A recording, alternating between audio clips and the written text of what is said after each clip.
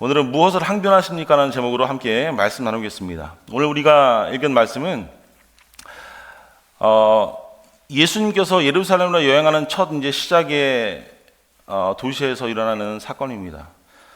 팔레스타인 최북단에 위치한 가이사랴 빌립보에서 이 여행은 시작이 됩니다. 두 도시의 사이의 거리는 200km 정도 떨어져 있다라고 이야기하는데, 그 여행하는 길에서 예수님께서는 제자들을 교육하십니다. 당신이 보여줬던 어떤 이적과 기적과 병고침과 많은 은사들을 통해서, 또 하나님께서 복 주시고 베푸시는 많은 과정들을 통해서 제자들을 교육하시고 제자들을 훈육하시고 가르치십니다.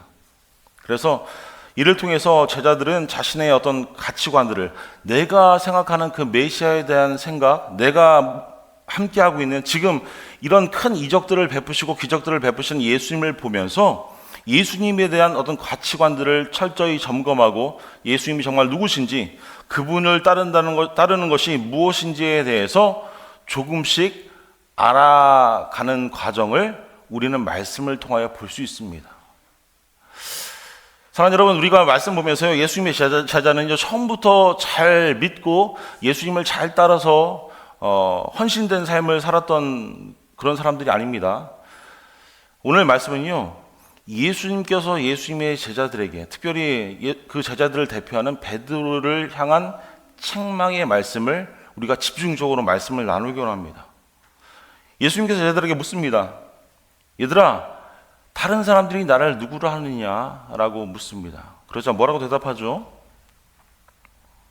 사람들은 엘리야라 하고요, 더러는 세례 요한이라고 합니다. 더러는 선지자 중에 하나라고 이야기합니다. 라고 이야기합니다. 대표인 베드로가 이렇게 얘기합니다. 우리가 잘 알고 있는 말씀이죠. 주는 그리스도시요 살아계신 하나님의 아들이십니다. 오늘 우리가 읽은 마가복음에는요, 그냥 주는 그리스도시라고 말씀하고 있지만, 마태복음 16장의 말씀에 보면 주는 그리스도시요 살아계신 하나님의 아들이라고 분명히 기록하고 있습니다. 그래서 이 대답을 들으신 예수님께서 그 베드로를 보시고 그에게 복을 내리시며 반석이라고 그 시몬 베드로를 부르셨습니다. 오늘 쭉 이어지는 말씀입니다. 오늘 우리가 읽은 31절 말씀 보시면요,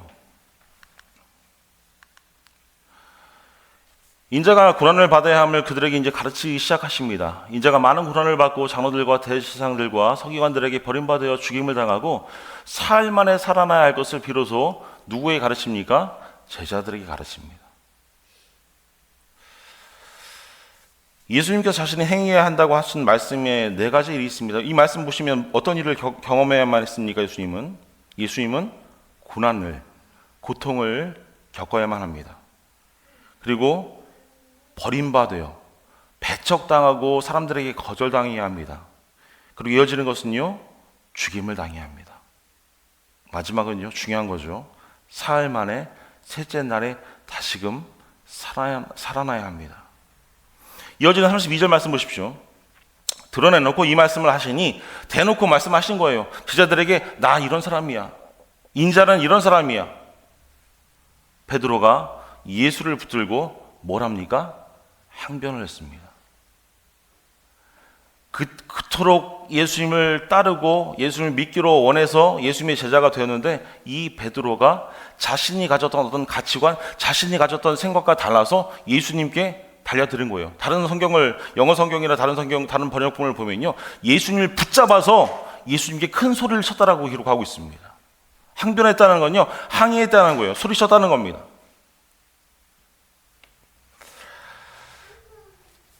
32절에 마가는 예수님께서 이 말씀을 분명히 하셨다고, 드러내놓고 분명히 하셨다고 기록하고 있습니다. 그리고 이것은 매우 중요합니다. 예수님께서는 자신이 말씀하신 내용에 대해서 어떠한 모호함이나 어떤 의심 없이 분명하게 말씀하셨어요. 그러므로 여기서 베드로의 문제는요, 예수님께서 분명하게 말씀하신 드러내놓고 하신 이 말씀에 대해서 잘 이해하지 못했다는 것이 문제가 아닙니다. 베드로가 가진 이 문제는요, 베드로가 예수님을 붙들고 항변한 그 문제는요, 예수님의 말에 대해서 완전히 단호하게 반대했다는 겁니다. 예수님의 이야기를 들어보니까 50%는 맞는 것 같은데 이것이 아니라 아니 예수님께 하신 말씀은요 맞지 않습니다. 우리가 믿고 있는 예수님은, 우리가 믿어야 하는 예수님은, 우리 유대인들이 믿어야 하는 예수님은 그런 분이 아닙니다 라고 단호하게 거절하는 거예요. 사랑하는 여러분, 우리는 어떻습니까? 이것은 예수님께서 말씀하신 일이나 우리의 삶 가운데 어떤 예수님께서 행하시는 일에 대해서, 예수님께서 우리 삶 가운데 역사하시는 그 많은 일들 가운데 어떤 문제가 있을 때에 우리가 똑같이 예수님께 드러내는 모습입니다. 하나님께 드러내는 모습이에요. 베드로의 속마음이 이랬을 거예요. 저는 당신을 믿고 있습니다. 예수님을 나의 스승으로, 나의 구원자로, 나의 주인으로 예수님을 고백합니다. 하지만 무엇입니까? 지금 예수님께서 저에게 말씀하시는, 우리 제자들에게 하시는 이 말씀은, 아니 여기서 하시는 말씀은 내가 듣고 싶은 말씀이 아닙니다. 내가 좋아하는 말씀이 아니에요. 예수님께서 우리를 어디로 이끄는지, 예수님께서 지금 어디로 가시는지 우리는 하나도 좋지 않습니다 라고 지금 반문하고 있는 겁니다. 항변하는 거예요. 이 모습을 상상하면서 말씀을 우리가 들으셨으면 좋겠어요. 여러분, 세상이 예수님께 필요로 하는 것은 무엇입니까? 뭐예요? 베드로 시대에 그것도 우리와 똑같습니다. 치료가 필요한 사람들, 아픈 사람도 있었고요. 배고픈 사람들은 먹어야 되고요. 억압받는 백성들은 해방되어야 합니다. 세상은 예전이나 지금이나 절대로 변하지 않습니다. 지금도 똑같은 거예요. 오늘날에도 그 당시 세상에서도 세상이 필요로 하는 것이 지금의 삶에서 똑같이 필요로 하는 것들입니다. 그리고 그들은 우리 주변에 있습니다.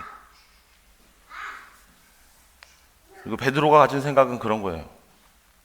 배고픈 사람들, 아픈 사람들, 병자, 귀신 들린 사람들, 예수님께서는 이 모든 사람들을 고치실 만한 능력이 있다라고 생각했던 것이 이 제자들이 가지고 있던 생각이었고 베드로가 가지고 있었던 믿음이었습니다. 그래서 제 말은 그거예요. 베드로는 예수님께서 배고픈 사람들을 먹이시는 것을 보았습니다. 예수님께서 병자들을 고치시는 것을 보았습니다. 예수님께서 억압받는 자들을 자유롭게 하시는 것을 보았습니다. 그래서 베드로의 마음은요 이런 거예요. 병든 자를 고치시고 배고픈 자를 먹이시고 억눌린 자를 해방시켰던 이 예수님께서 이제 갈릴리라는 이런 작은 도시에 머물러 있는 것이 아니라 더 큰 무대로 예수님께서 나가길 원하셨어요. 이미 이제 슈퍼스타의 대열에 이제 합류하길 원했던 겁니다. 수많은 기적과 수많은 이적을 베푸실 수 있는 그 큰 능력이 있는 예수님. 그래서 마음가운데 그런 생각이 있었을 거예요. 이제 예루살렘이라는 큰 무대로 가자. 유다와 사마리아도 가고 지구 끝까지 가서 우리가 복음을 전하고 예수님이 메시아됨을 전하는 것이 우리가 해야 될 일이야. 가장 근접거리에서 예수님을 바라보고 있었던 제자들의 모습, 그 중에 대표인 베드로의 마음입니다. 그런데 그런 마음을 가지고 있는 베드로에게 예수님은 전혀 다른 말씀하시죠. 아니야, 너 생각하는 거 그거 아니야.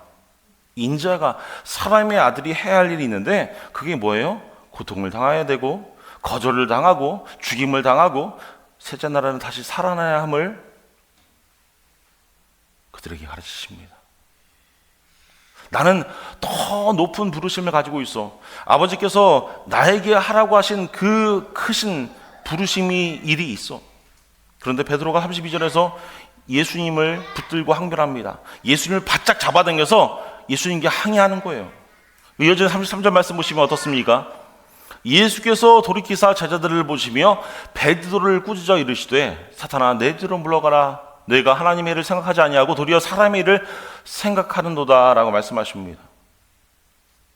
오늘 말씀은요 두 가지 책망에 대한 말씀입니다. 한 가지는요 베드로가 예수님을 책망한 겁니다. 책망이라고 표현하면 안 되지만 저는 항변하고 소리 지르는 건 저는 책망이라고 생각합니다. 또 하나는요 예수님께서 베드로와 제자들을 향해서 꾸짖고 책망하신 겁니다. 이 두 가지를 한번 생각해 보았으면 좋겠어요. 먼저 베드로는 왜 예수님께 항변했습니까? 왜 예수님께 항의했어요? 제가 지금 쭉 누누이 말씀드렸잖아요. 여러분 우리는 특히 유혹에 취약할 때에 위험할 수 있습니다. 지난주에 우리가 유혹에 대한 말씀을 함께 나눴죠. 오늘 말씀도 어쩌면 이어지는 말씀입니다. 이 유혹, 지금 우리가 살고 있는 지금 이 시간이 유혹의 시간인지, 내가 유혹 가운데 몸담고 있는 시간인지를 잘 확인해야 합니다. 아주 분명한 것 중 하나는요, 예를 들어서 우리가 피곤할 때, 저 같은 경우로요, 피곤할 때는 정말 유혹에 취약한 때인 것 같습니다. 피곤할 때가 되면요, 성경도 읽지 않습니다. 피곤하면요, 많은 것이, 만사가 피곤하다고 하잖아요. 피곤하면 하나님께 나아가는 시간이 줄어듭니다. 제가 목회하면서, 아니 제가 생활하면서 보니까 피곤할 때에 나에게 주어지는 상황을 제대로 판단하지 못합니다. 짜증을 부리게 되고요, 다른 사람들에게 화를 내게 되고요,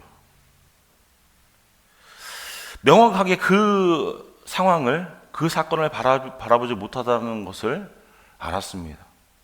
저는 피곤할 때에 말하는 것에 덜 조심한다는 것을 느껴요. 아, 내가 말로 실수를 하고 있구나. 인내심이 덜하고 쉽게 화를 냅니다. 그러므로 우리는 저뿐만 아니잖아요. 우리 사랑하는 가족들도 저보다는 덜 하시겠지만 비슷하시리라 생각해요. 우리가 피곤할 때에 다른 유혹에 우리는 취약합니다. 피곤할 때에 다른 거를 바라보게 되었어요. 내가 신앙생활하면서 피곤할 때에 세상을 바라보게 되었습니다. 내가 신앙생활하면서 많은 것이 희생하고 불편할 때에 세상이 주는 오락을 바라보게 되어 있습니다. 내가 해야 될 일이 있을 때에, 부담이 될 때에 우리는 자꾸만 그것을 내려놓고 싶어하는 그런 욕망이 있습니다. 말씀 가운데 겟세마네 동산의 그 이야기에서 우리는 분명한 예를 볼 수 있죠. 제자들이 예수님과 함께 동산에 있다는 것을 우리는 압니다. 늦은 밤입니다. 그들은 정말 피곤합니다. 그런데 예수님께서 예수님의 제자들에게 이렇게 이야기하시는 거예요. 유혹에 빠지지 않도록 깨어서 너희들 기도해야 돼. 하지만 그들이 피곤했기 때문에 기도하지 못하고 잠들었습니다. 그게 우리의 모습 아니에요? 예수님과 함께한 제자들도 이런 삶의 모습을 드러냈는데 우리는 어떻습니까? 예수님과 함께 하기를 원하고 우리가 기도하고 말씀 가운데 예수님을 찾기로 원하지만 예수님을 우리가 만나지 못했잖아요. 직접적으로 눈에 보지 못했잖아요. 그런데 우리의 삶은 어떻습니까? 예수님을 보고 예수님 앞에서 예수님 이야기를 들은 제자들조차도 그 예수님의 말씀에 유혹을 이기지 못하고 잠을 청하며 기도하지 못했습니다. 하지만 우리의 삶을 돌아볼 때에 우리는 말씀 가운데, 기도함 가운데 예수님을 만나길 원하고 기도하지만 우리의 삶은 어떻습니까? 한 주간의 삶을 한번 되돌아보셨으면 좋겠어요. 아, 목사님이 자꾸 이렇게 무거운 얘기 하시지? 무거운 얘기 할 때입니다, 지금이. 여러분들은 유혹에 내가 정말로 민감하지 못하고 취약하다는 것을 언제 느끼십니까? 그 질문에 대한 답변이 많은 답이 있습니다. 하지만 여기 오늘 말씀에서 나오는 분명한 두 가지 대답을 우리가 생각해 보고자 합니다. 첫 번째는요, 우리는 실망할 때 유혹에 취약합니다. 어떨 때요? 실망할 때. 베드로는 지금 이 순간 내가 보고 있는 것이 메시아 맞습니까? 그리스도 맞습니까? 방금 전에 베드로가 고백했던 것이 무엇입니까? 주는 그리스도시요 살아계신 하나님의 아들이십니다 라고 고백했는데 그 다음에 예수님께서 하신 말씀을 듣고 나는 이제 고통을 당하고 죽임을 당하고 나는 3일 만에 살아날 거야 라는 말씀을 들었을 때에 베드로의 반응은 어떻습니까? 지금 이 순간 내가 듣고 내가 보고 있는 이분이 정말 메시아 그리스도가 맞습니까? 이것은 내가 기대했던 것이 아니에요. 내가 원했던 것이 아닙니다. 주님께서 말씀하시는 내용은요, 저를 완전히 놀라게 하는 내용입니다. 말도 안 되는 내용이에요. 주님께서 하시는 말씀이 나를 이끌 것이라고 생각한 적은 한 번도 없습니다. 이것이 아마도 베드로의 입장이었을 것이고요, 많은 사람들이 실망했을 겁니다. 예수님의 이야기를 듣고. 그리고 말씀 가운데 보시면요, 세례 요한의 경험에서도 우리가 하나님의 말씀을 충실하게 전파한 세례 요한의 그 삶을 봐도요, 우리가 베드로의 그 어떤 실망한 마음을 조금이나마 알 수 있어요. 세례 요한은 어떤 사람이었습니까? 그는 예수 그리스도를 이끄는 어떤 선구자의 역할을 했습니다. 메시아의 길을 예비하였고요. 세례 요한부터 세례를 받으신 후에 곧바로 예수님은 즉시 사역을 시작하셨습니다. 우리가 지난주에 본 말씀이죠. 예수님께서 그리스도시고 메시아이심을 선포한 자가 세례 요한이었습니다. 그런데 그렇게 선포하다가 세례 요한은 감옥에 갇히게 됩니다. 감옥에 갇힌 세례 요한의 마음에 어떤 마음이 싹 텄습니까? 의문이 생겼어요. 예수가 메시아라면, 예수가 그리스도라면 어떻게 나에게 이러한 일이 일어나도록 허용하시는 걸까? 여러분들은 성경 읽으면서 그런 생각 해보셨습니까? 세례 요한이 그렇게 회개하라 천국이 가까우니라 복음을 선포하고 예수님께 세례를 베풀고 많은 일들을 하면서 복음을 전파했는데 옥에 갇히고 어려움을 당했을 때에 예수님이 그리스도라면, 예수님이 메시아라면, 큰 힘을 가진 어떤 왕이라면 내가 이렇게 감옥에 있는데 나를 그대로 두실까? 아니 나에게 이런 어려운 일이 일어나도록 가만히 허락하실까? 그래서 이 세례 요한은 어떤 행동을 합니까? 마태복음 11장 말씀 보시면요, 예수님께 사자를 보냅니다. 사람을 전환한 거예요. 그리고 요한이 질문을 물어봅니다. 예수님께. 오실 그분이 당신이십니까? 그렇지 않으면 우리가 다른 분을 기다려야 합니까? 이렇게 묻는 거예요. 그리고 예수님은 감옥에 있는 요한에게 이렇게 대답을 보내시죠. 마태복음 11장 5절 6절 말씀이에요. 맹인이 보며 못 걷는 사람이 걸으며 나병 환자가 깨끗함을 받으며 못 듣는 자가 들으며 죽은 자가 살아나며 가난한 자에게 복음이 전파된다 하라. 누구든지 나로 말미암아 실족하지 아니하는 자는 복이 있도다 하시니라. 16절 말씀은 이겁니다. 세례 요한에게 말씀하시는 거예요. 나를 의심하지 않는 자는 복이 있다라고 말씀하는 겁니다. 여러분, 세례 요한의 모습을 보면서 우리는 우리의 신앙생활에 비춰보면요, 이런 거예요. 우리가 열심히 신앙생활을 해도 우리 가운데 어려움이 있을 수 있다는 사실을 세례 요한의 삶에서 우리는 볼 수 있습니다. 열심히 우리가 복음을 전파하고요, 열심히 하나님의 자녀로서 예수님의 제자의 삶을 살아감에도 불구하고 우리의 삶에는 어려움이, 내가 원하지 않는 어려움이 있을 수 있다는 사실입니다. 근데 예수님께서는 세례 요한에 뭐라고 말씀하십니까? 나로 인하여 실족하지 아니하는 자는, 나를 의심하지 않는 자는 복이 있다라고 말씀하고 있어요. 그럼에도 불구하고 내가 어려움이 있고 내가 희생해야 되고 내가 상처받고 내가 쓰라린데, 그럼에도 불구하고 하나님을 의심하지 않고 예수님을 의심하지 않는 자에게만 복이 있다는 겁니다. 거꾸로는 무슨 말씀입니까?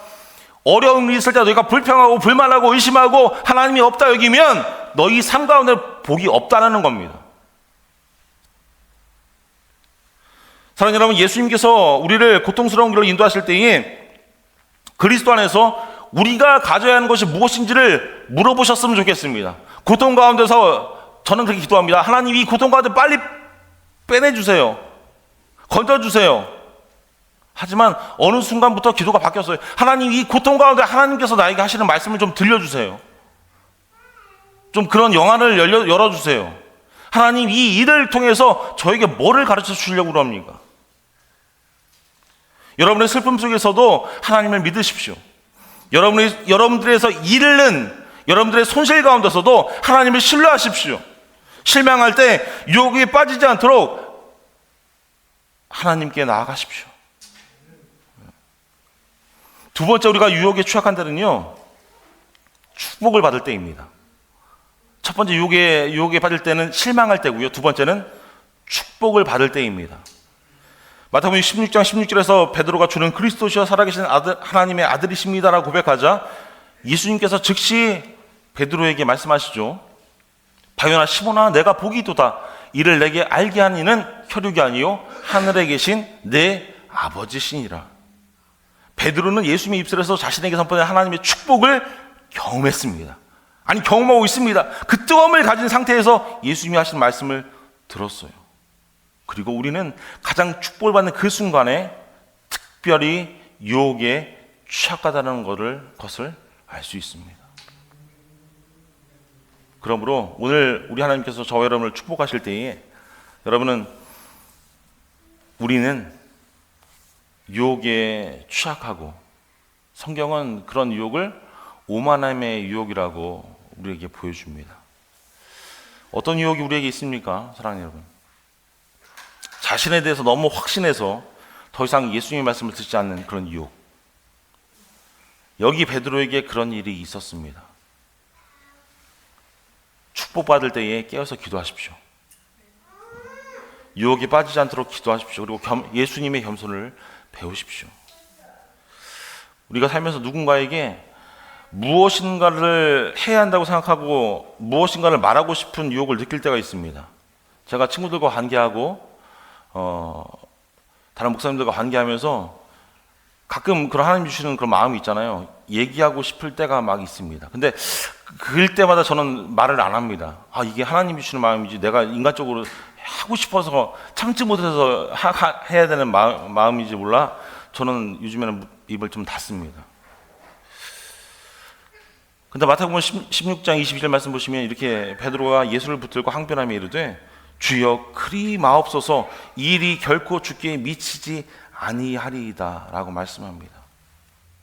말할 대상이 있고 말하지 말아야 할 대상이 있습니다.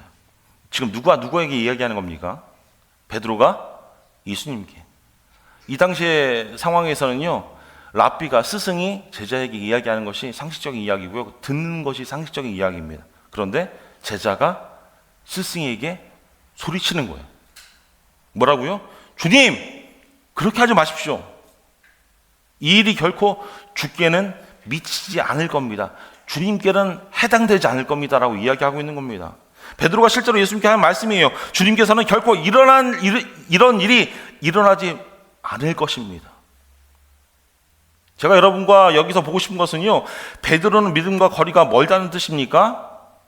아니에요. 처음에 말씀드린 것처럼 믿음과는 반대입니다. 믿음이 없는 거예요, 이거는.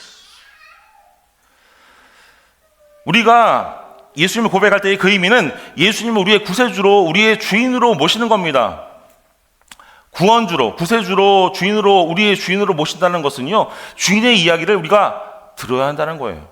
주인의 이야기에 순종해야 한다는 겁니다. 오늘 베드로는 주 예수님에 대한 믿음을 고백한 다음에 곧바로 감히 예수님께서 해야 할 일과 예수님께 하지 말아야 할 일을 예수님께서 분명히 아셔야 합니다라고 이야기하고 있는 거예요. 예수님께서 이런 귀한 복음의 말씀을 그들에게, 제자들에게 하셨는데 베드로는 판단하고 이야기하는 겁니다. 예수님, 우리가 생각해보니까, 내가 생각해보니까 그거 아니에요. 그거 안 하셔도 돼요. 예수님께서 주인이시지만 베드로는 감히 주인에게 당신이 해야 할 일에 대해서 이야기하고 있는 거예요. 어떤 착각입니까? 예수님 잘 모르셔서 그렇구나. 내가 예수님을 가르칠 수 있어. 내가 예수님을 돌이킬 수 있어라는 착각을 베드로가 했습니다. 그래서 여기 32절에 베드로는 예수님께 항변하기 시작한 거예요. 항의하기 시작하는 거예요. 드러내놓고 이 말씀하시니 베드로가 예수를 붙들고 항변하며. 정상적입니까?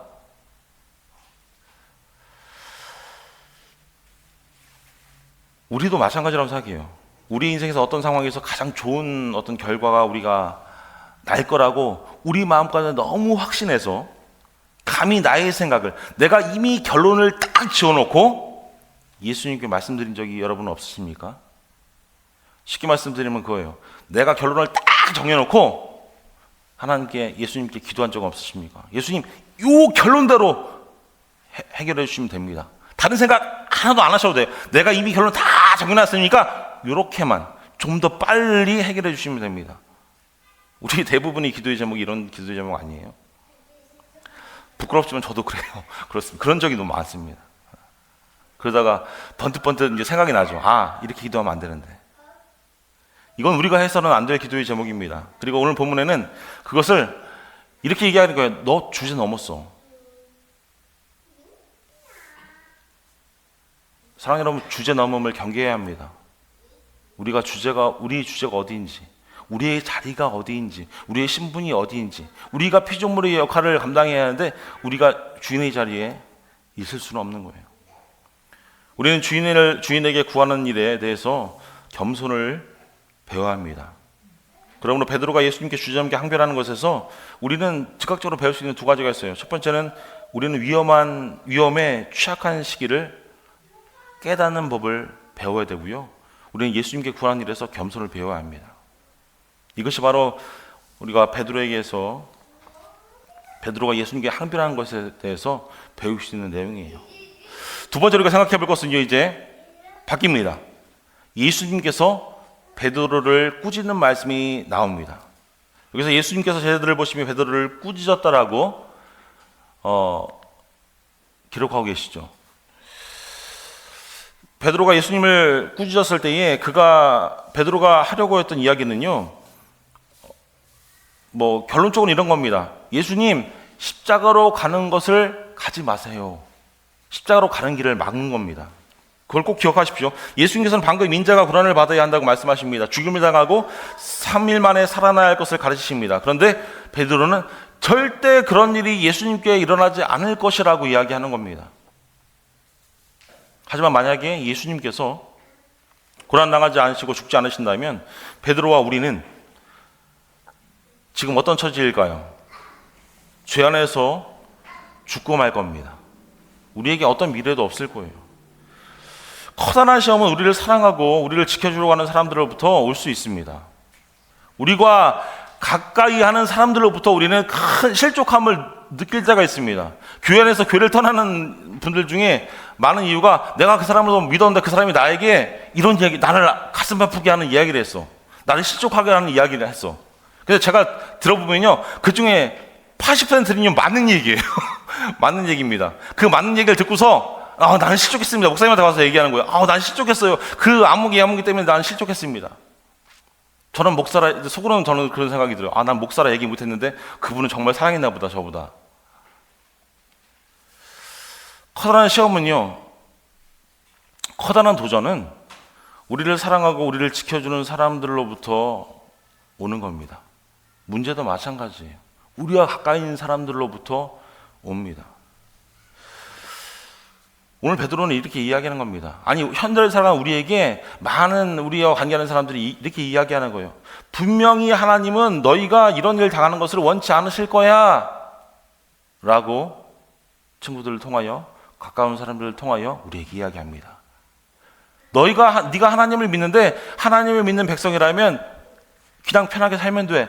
너희가 이런 어려운 일들을 감당하는 것을 하나님께서도 원하지 않으실 거야 라고 유혹의 이야기를 하는 겁니다. 사랑하는 여러분, 고통은요, 하나님 우리를 성장할 수 있도록 도우시기 위한 수단임을 성경은 분명히 우리에게 말씀합니다. 로마서 5장 3절로 5절 말씀입니다. 우리 같이 읽어볼까요? 시작. 다만 이뿐 아니라 우리가 환난 중에도 즐거워하나니 이는 환난은 인내를, 인내는 연단을, 연단은 소망을 이루는 줄 알미로다. 소망이 우리를 부끄럽게 하지 아니함은 우리에게 주신 성령으로 말미암아 하나님의 사랑이 우리의 마음에 부은 바 됨이니. 아멘. 하나만 더 읽겠습니다. 야고보서 1장 2절로 4절 말씀입니다. 시작. 내 형제들아, 온전히 기쁘게 여기라. 이는 너희의 믿음의 시련이 인내를 만들어내는 줄을 너희가 알미라. 인내를 온전히 이루라. 이는 너희로 온전하고 구비하여 조금도 부족함이 없게 하려 함이라. 아멘. 우리의 가장 큰 유혹은 우리로 고난을 당하지 않게 하려고 하는 사람들로부터 옵니다. 믿는 크리스찬이라면 우리는 고난 가운데 살아갈 수밖에 없습니다. 그리고 고난 가운데 우리에게 하시는 그 말씀 가운데, 그 상황 가운데 하나님께서 나에게 어떤 것을 말씀하시는지 그 사실을 우리가 생각하는 지혜를 하나님께 구해야 할 줄로 믿습니다. 오늘 말씀 다시금 돌아가서 이렇게 베드로가 이야기하자 예수님께서 즉시 큰 힘으로 베드로를 꾸짖습니다. 33절 말씀이에요. 예수께서 돌이켜서 제자들을 보시며 베드로를 꾸짖어 이르시되 사탄아, 내 뒤로 물러가라. 내가 하나님의 일을 생각하지 아니하고 도리어 사람의 일을 생각하는도다. 예수님께서 어떻게 하셨어요? 꾸짖었어요. 날카로운 책망을 제자인 베드로에게 보여주신 겁니다. 저는 날카로운 책망이 하나님께서 우리에게 보여주시는 사랑의 어떤 표현이라고 저는 생각을 합니다. 이 말씀을 보면서 우리 삶에서 적용할 수 있는 그런 말씀이 있죠. 사람이 잘못된 길로 갈 때에 자기를 파멸의 길로 모는 것을 들어서 있을 때에 날카로운 책망은 사랑의 표현입니다. 뭐 예를 들어 보면 그런 거예요. 부모라면 우리가 부모라면 이런 걸 생각할 수 있죠. 우리가 자녀를 키우면서 이미 장성한 자녀들도 있으시겠지만 여전히 자녀는 자녀이죠. 우리 아이들이 무엇을 하고 있는지, 무엇이 그들에게 해를 끼칠지를 그들이 모를 때가 있습니다. 무언가가 필요합니다. 그리고 그들이 잘못된 길로 엇나가서 갈 때가 있습니다. 그런데 부모가 날카로운 책망을 이건 사랑이 아니야 라는 그런 모순된 생각을 가지고 있다면 앞으로 일어날 일은 불을 보듯 뻔합니다. 그 아이가 잘못된 길로 가고 있는 선택한 채로 자기 파멸적인 그 경로를 선택한 채로 진행하도록 그냥 두는 거예요. 잘 들으셨으면 좋겠습니다. 우리 자녀를 키우는 특별히 부모님들께서는. 예수님은 베드로가 그렇게 하는 것을 원치 않으셨습니다. 아니, 날카롭게 질책하면서 책망하셨습니다. 여러분, 놀라운 축복을 받은 베드로도 당장의 앞을 볼 수 없었습니다. 내가 축복을 받았음에도 불구하고 당장의 바로 앞의 시간을 바라보지 못했습니다. 그래서 베드로에게는 예수님께서 주신 책망이 필요하고요, 우리의 삶에서 같은 책망이 필요할 때가 많이 있음을 우리는 고백할 수밖에 없습니다. 예수님께서 우리를 어떻게 꾸짖으십니까? 예수님은 우리 눈에 보이지 않는데, 느낄 수 없는데. 대답은 성경을 통해 그렇게 한다라고 성경은 약속하고 있죠. 디모데후서 3장 16절 말씀이에요. 우리 같이 읽습니다. 시작. 모든 성경은 하나님의 감동으로 된 것으로 교훈과 책망과 바르게 함과 의로 교육하기에 유익하니. 중간에 말씀 보면 뭐입니까? 교훈과 책망입니다. 책망. 날카로운 책망이에요. 이 책망은요, 그냥 너 하는 게 난데, 너 그거 하면 안 돼, 어느 정도 혼이 아닙니다. 책망은요, 날카롭게 꾸짖는 것을 이야기하고 있어요. 어떻게 꾸짖습니까? 성경에서 하나님의 감동으로. 그리스도께서 성경에서 우리를 꾸짖으십니다. 그리스도께서는 그것이 잘못된 길임을 아시고 너희가 파괴적인 길로 가지 않을 수 있도록 우리를 지켜주는 책망. 무엇을 통해서요? 현대를 살아가는 우리에게 말씀을 통해서, 성경을 통해서 우리에게 하시는 그 책망을 우리는 감사하며 읽어야 할 줄로 믿습니다. 여러분, 우리가 읽고 있는 내용 중에 하나님께서 내가 해서는 안 된다고 말씀하신 내용이 도대체 무엇입니까? 제가 요즘에 읽고 있는 성경 말씀 속에서는요, 이런 거예요. 제가 마음이 가고 있는 방식과 다른 방향에서 저를 가리키는 것이 있습니다. 내가 가는 방향이 맞지 않는데 예수 그리스도의 수정이 필요합니다. 그리고 저는 그렇게 기도합니다. 하나님, 나에게 하나님의 책망이 필요합니다. 제가 잘못된 길로 가고 있다면 하나님께서 나를 날카롭게 책망해 주셔서 다른 길로 더 멀리 가지 않을 때에 조금 더 빠른 시간에 나를 돌이켜 주십시오. 가만히 내버려두면 나는 자멸의 길로 갈 수밖에 없습니다. 이러한 목적을 위해 하나님께서는 하나님의 말씀이 우리에게 주어지고요, 그래서 우리는 매일, 매주, 매 시간 우리 앞에 말씀을 펴야 합니다. 펼쳐야만 해요. 사랑하는 여러분, 책망의 그 말씀 속에서 축복을 보는 법을 배우십시오. 어렵습니다. 제가 오늘 설교를 준비하면서 여기다 빨간 줄을 걸었어요. 가장 어려운 거예요. 책망 속에서 하나님께서 나에게 주시는 축복을 바라보셨으면 좋겠습니다. 그리고 이에 대해서, 책망에 대해서 하나님께 감사하는 법을 배우십시오. 오늘 말씀에서 가장 저는 어렵다고 저는 착각했습니다. 내가 정말 이렇게 실천할 수 있을까? 여기 이어지는 또 다른 중요한 것이 있죠. 우리가 예수님의 제자가 되기를 원한다면, 예수님을 따르기 원한다면 정말 중요한 겁니다. 무엇이냐면 내가 적절한 책임을 져야 된다는 것. 예수께서 돌이켜 제자들을 보시며 하신 이 말씀을 주목해 보십시오. 예수님께서 돌이키사 제자들을 보시며 베드로를 꾸짖어 이르시되 사탄아, 내 뒤로 물러가라. 내가 하나님의 일을 생각하지 아니하고 도리어 사람의 일을 생각하노다 하시고 베드로를 꾸짖으시면서 사탄아 물러가라 이렇게 소리치시죠. 여기서 예수님께서 말씀하시는 것의 의미를 보십시오. 그분은 겉모습은 베드로를 꾸짖습니다. 하지만 뭐 보고 내 뒤로 물러가라 라고 소리치십니까? 사탄이에요. 사탄. 베드로야 내 뒤로 물러가라 라고 이야기하지 않으십니다. 사탄아 내 뒤로 물러가라 라고 이야기하고 계세요. 예수님께서는 베드로를 통해서 역사하는 그 사탄의 활동을 이미 인식하셨습니다. 우리가 지난주에 말씀 나눴지만 예수님께서 광야에 계셨을 때 사탄은 이미 예수님께서 십자가를 피하도록 유혹했다는 사실을 다시금 기억할 수 있습니다. 예수님을 시험하면서 했던 내용 중에 하나가 무엇입니까? 너는 만군 이 천하에 절을 하면 천하의 모든 것들을 다 가질 수 있어. 모든 걸 다 할 수 있어. 하나님의 능력을 다 발휘할 수 있어. 한마디로 너는 십자가를 질 필요가 없어. 사탄은 예수님께 다가와 그 길에서 예수님을 다른 길로 인도하려고 시도합니다. 하지만 예수님은 그 사탄의 유혹을 물리치십니다. 이제 사탄이 예수님께 했던 그 일들을 우리에게 합니다. 유혹한 일을 시도합니다. 그리고 베드로를 통해서 우리에게 보여주죠. 베드로는 자신이 실제로 예수님을 시험하는 자가 되겠다는 사실도 모르는 제2에 예수님을 시험했을 거예요. 예수님 십자가 지지 마십시오. 자신이 실제로 사탄의 일을 하고 있다는 일들을 생각하지 못한 채에 그런 죄를 범했을 겁니다. 하지만 예수님께서 분명히 말씀하시죠. 베드로가 말한 것은 뒤에는 무슨 활동이 있었어요? 사탄의 활동이 있었습니다. 그래서 사탄아 내 뒤로 물러가라 라고 말씀하시는 겁니다. 저는 이 말씀에 이곳에 우리가 주목하길 원합니다. 예수님께서 베드로에게 자신의 말과 행동에 대한 책임을 묻는 것. 그래, 사탄이 너를 조종했으니까 너는 괜찮아 라고 이야기하지 않습니다. 베드로에게 꾸짖으시는 거예요. 베드로에게 호통을 치시는 겁니다.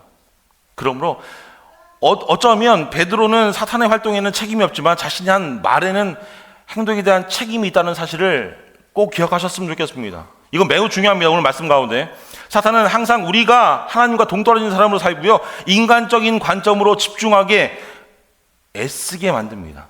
그게 사탄이 이 땅 가운데서 하는 일이에요. 지금도 살아서 사탄이 하는 일은요, 하나님과 우리 관계를 조금이라도 좀 멀리 떨어뜨리기 위해서 노력하는 것이 사탄이 하는 일입니다. 여러분, 우리의 죄를 지을 때 생각해 보셨으면 좋겠어요. 우리가 죄를 지을 때 항상 들어가는 것들이 있습니다. 무엇입니까? 말이에요, 말. 우리 입에서 나오는 말입니다. 여러분, 우리는 매일 하나님께서 우리가 보는 일에 대해서, 우리가 하는 일에 대해서 우리에게 책임을 물으신다는 사실을 꼭 기억하셨으면 좋겠습니다. 여러분들은 우리는 입이 열려서 우리는 입으로 아무거나 다 얘기할 수 있습니다. 그렇게 생각하죠. 하지만 우리가 토해내고 뱉어나는 그 말에 대한 책임을 하나님께서는 물으신다는 거예요. 남을 상처받게 하는 말, 남을 아프게 하는 말, 하나님을 험담하는 말, 불만과 불평의 그 모든 말들을 하나님께서는 그냥 두세요. 하나님께서는 책임을 물으십니다. 첫 번째 죄가 언제 범했는지를 생각해 보십시오. 하나님은 아담과 하와 그리고 동산의 그 실과를 따먹게 한 그 뱀에게 맞서십니다. 그리고 그 죄가 드러났을 때 하와가 한 이야기가 생각나십니까? 뭐라고 이야기하죠? 뱀이 저를 속였습니다. 하나님 하신 뱀이 저를 속였어요. 그리고 저는 먹은 죄밖에 없습니다. 속아서 먹었습니다라고 이야기하죠. 두 가지가 있습니다. 뱀은 어떤 일을 했어요? 속이는 일을 했고요, 하와는 먹는 일을 담당했습니다. 그렇지만 하나님은 어떻게 결론을 내리셨어요? 둘 다에게 책임을 내리셨어요. 책임을 물으셨습니다. 그래서 우리들의 삶 가운데 일어나는 많은 문제들 가운데 특별히 우리 입에서 나오는 그 문제들 가운데 적절한 책임을 지는 법을 여러분 배우십시오. 하나님께서 책임을 물으실 때에 왜 나한테 이런 어려움을 주시지? 왜 나한테 이런 부담감이 생기지? 왜 내가 이런 이야기를 했는데 왜 나를 사람들이 이렇게 대하지? 하나님께 주시는 책임입니다. 우리는 살면서 우리를 죄를 짓게 만드는데 우리의 죄를 자꾸만 다른 사람들에게 전가시킬 때가 있어요. 하와처럼 전가시킬 때가 너무 많습니다. 저 또한 마찬가지예요. 저도 그랬던 것 같아요. 내가 잘못했는데 자꾸만 쟤 때문에 그래. 아무개 때문에 그래.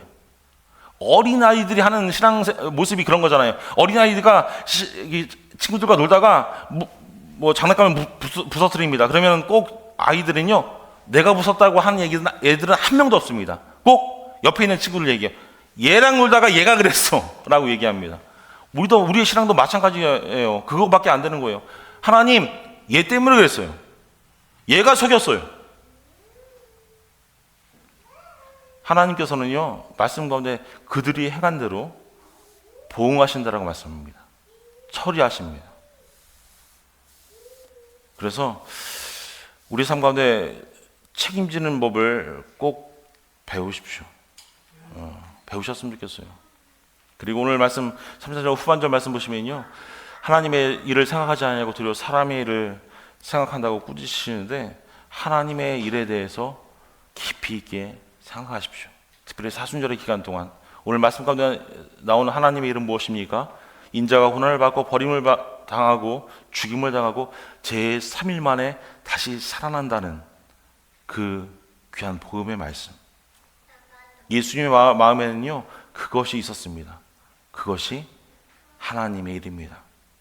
사탄은 예수님께 십자가에 달리시는 것을 막기 위해 그가 할 수 있는 모든 일들을 다 함을 우리는 말씀을 통해 볼 수 있습니다. 말씀 마무리 짓도록 하겠습니다. 사랑하는 여러분, 예수님께서는 저와 여러분의 죄를 위해서, 저와 여러분의 속죄를 위해서 이 땅 가운데 오시고 십자가의 길을 걸어가셨고 십자가를 지셨습니다. 우리가 당할 정죄를 당하셨습니다. 그래서 하나님과 우리를 화목하게, 화평하게 만드시고 가족으로 만드셨어요. 예수님의 복음은 절대로 막히지 않을 겁니다. 사탄이 여러분의 삶 가운데서 여전히 역사하고 여전히 하나님과의 관계를 멀어지게 하는 수많은 일들을 여러분의 삶 가운데서 만들 거예요. 그게 사랑하는 가족들의 모습 속에서 나타날 수 있고요, 자녀들을 키우면서도 나타날 수 있습니다. 또 교회 안에서 관계 가운데서 나타날 수 있어요. 하지만 예수님께 보였던 십자가의 그 복음을 기억하면서 이겨내십시오. 이겨내십시오. 우리 모두를 위한 새롭고 살아있는 길을 만드신 그 예수님의 십자가, 이 사순절 기간 그 십자가를 마음에 품으시고 오늘도 하나님께 한 걸음 더 나아갈 수 있는, 그래서 베드로처럼 이 세상의 것들 때문에 이 세상의 유혹에 한눈 팔며 하나님께 항변하는 것이 아니라 하나님께서 우리의 주인 되신 예수님, 우리의 주인 되신 하나님의 그 말씀에 순종하며 교훈과 책망에 감사함으로 하나님께 나아갈 수 있는, 그래서 승리할 수 있는 우리 사랑하는 가족들 다 될 수 있기를 주님 이름으로 축원합니다. 기도하겠습니다.